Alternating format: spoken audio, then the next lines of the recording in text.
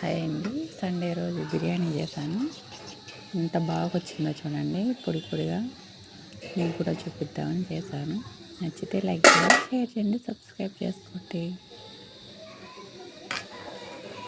ఎంత బాగా వచ్చింది కదా, పొడి పొడిగా, చాలా టేస్టీగా అయితే ఉందండి. మా పిల్లలు అయితే 2 టైమ్స్ వేసుకొని తిన్నారు. మా వారు కూడా చాలా బాగుందని చెప్పారు.